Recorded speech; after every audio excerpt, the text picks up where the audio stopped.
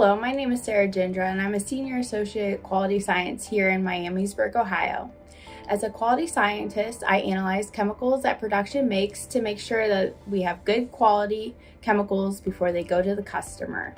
We use many instruments here in wet chemistry to test these chemicals.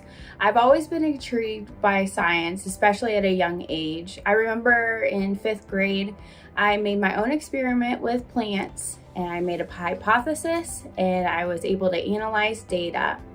I love how science can be used to help understand the world around us. There's always something new to learn with science. Part of my job here is to analyze chemicals for their water content, or how much water is in the chemical.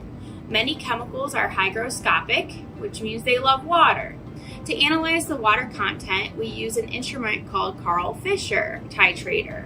This is named after a scientist who modified a chemical reaction to determine how much water is in a chemical. First, we will weigh out our sample.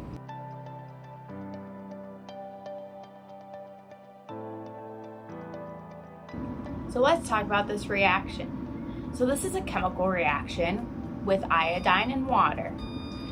And as the water is consumed in this reaction, there will be an excess of iodine. The electrode will detect this excess of iodine at the end point of this titration. And then we will have the detection of iodine versus time. And this is what we analyze. After some calculations, we will determine the water content.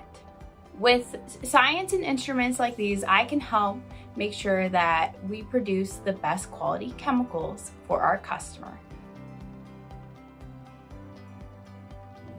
Many people ask me if quality control can get boring. Absolutely not. We produce so many chemicals here, and we have so many different instruments.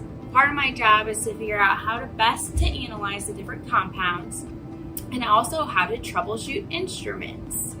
The instruments also need maintained and looked after. I love analyzing the data to see if everything makes sense. Thanks for watching and learning what a day in the life of a quality scientist looks like. If you have any more questions for me, please leave them in the comments below. Remember to take time to learn something new every day.